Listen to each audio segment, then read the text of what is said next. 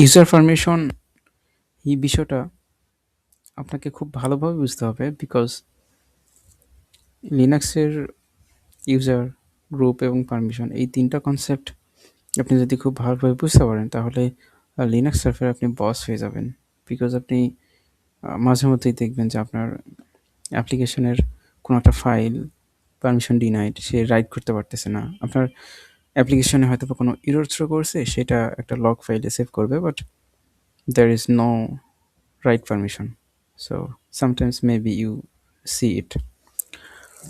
Okay, so তিনটা জিনিস লিনাক্সের user group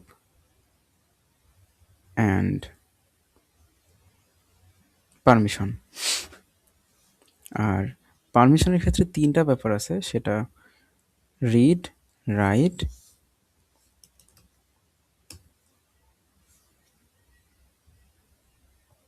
তিনটা ব্যাপার কাজ করে। Read,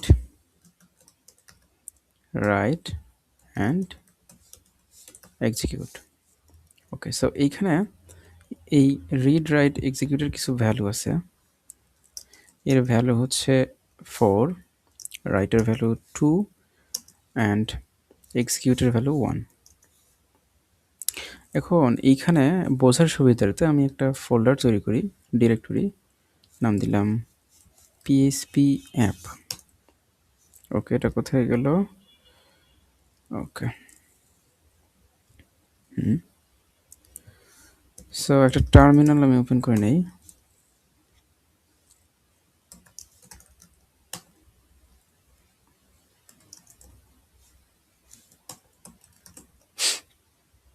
okay, fantastic.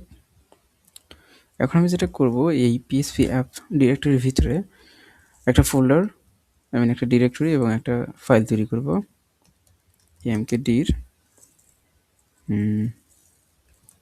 src and task for create file index.php। Okay, so আমি যদি দেখি এখানে দুইটা জিনিস, index.php আর সোর্স src। এখন আমি ls স্পেস ড্যাশ এ যদি দেই তাহলে এখানে বেশ কিছু বিষয় আমরা লক্ষ্য করব, যেমন এই যে এইখানে পারমিশন, এই পার্টটা পারমিশন, এটা ইউজার, এটা গ্রুপ, আর এটা হচ্ছে ফাইল, এটা ডিরেক্টরি। ওকে, সো যখন আমার এটা ডিরেক্টরি ছিল, তো প্রথম যে ডিটা দেখতেছেন, এই ডি মিনস এইটা একটা ডিরেক্টরি বা ফোল্ডার, আর টি এর পরে প্রথম তিনটা পার্ট যে পারমিশন আর WX, রিড, রাইট, এক্সিকিউট, এই প্রথম তিনটা পারমিশন হচ্ছে ওনারের। ওনার মিনস এই ইউজারের, হ্যালো ইউজারের, এ হচ্ছে এই ডিরেক্টরির ওনার। সো এই ওনার রিড, রাইট, এক্সিকিউট করতে পারবে। তারপরে আবারও আছে রিড, রাইট, এক্সিকিউট, এটা হচ্ছে গ্রুপের, হ্যালো গ্রুপের। অ্যান্ড তারপরে তিনটা পার্ট আছে, read dash x, read and execute, এইটা হচ্ছে এনিওয়ান, মানে এই হ্যালো ইউজার বা হ্যালো গ্রুপ এই দুইটার বাদে অন্য কেউ হলে তারা এই কাজটা করতে পারবে, শুধু রিড অ্যান্ড এক্সিকিউট। আর index.phpর ক্ষেত্রে কি আছে, আমার প্রথমে ডি নেই, ড্যাশ আছে, সো দ্যাটস মিন এটা একটা ফাইল। পরের তিনটা পারমিশন এখানে কি আছে, রিড, রাইট, বাট এক্সিকিউট পার্টটাতে ড্যাশ, তার মানে এই হ্যালো ইউজারের এক্সিকিউট করার পারমিশন নেই। আর গ্রুপ পারমিশন কি আছে, রিড, রাইট, বাট এক্সিকিউট নাই। আর এনিওয়ানের ক্ষেত্রে রিড, শুধু রিড, রাইট এবং এক্সিকিউট নাই। ওকে, সো এখন আমি এই ক্যালকুলেশনটা কেন দেখালাম, আপনারা মাঝে মধ্যেই দেখেন যে আমার একটা ডিরেক্টরির পারমিশন কত আছে, 755 এরকম দেখেন, তারপর হয়তো বা 775 এরকম দেখেন। ওকে, সো এই যে এখানে আমি বললাম যে প্রথম ৩টা ওনারের, মাঝখানে পরের ৩টা গ্রুপ পারমিশন, তারপরের ৩টা এনিওয়ান। সো এই ৩টা সংখ্যা দিয়ে এই ৩টা গ্রুপকেই বোঝাচ্ছে।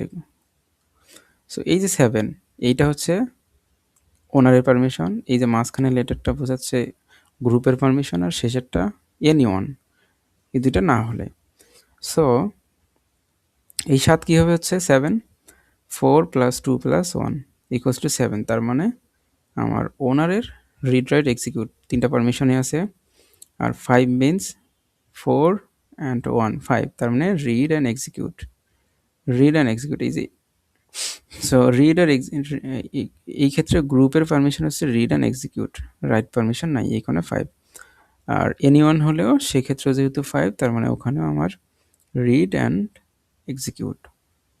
আর এই ক্ষেত্রে যেটা হচ্ছে 775 এর ক্ষেত্রে আমার ওনারের হচ্ছে read write and execute permission আছে, গ্রুপের ক্ষেত্রেও read write and execute permission আছে, আবার এনিওয়ানের ক্ষেত্রে শুধু আমার রিড অ্যান্ড এক্সিকিউট পারমিশন আছে। সো এরকম আমরা বেশ কিছু পারমিশনের নাম্বার দেখতে পারি। যে 3টা লেটার থাকবে, সেই 3টা লেটারের প্রত্যেকটা সংখ্যার যে সংখ্যার যে এই 3টার যোগফলের সমন্বয়ে প্রত্যেকটা সংখ্যা আসবে। তো এই হচ্ছে মূলত এই যে আমরা যে কোনো ডিরেক্টরি বা ফোল্ডারের যে পারমিশনের যে পার্টটা দেখি, এই পার্টটা মূলত এটাই বোঝাচ্ছে বা বোঝায়।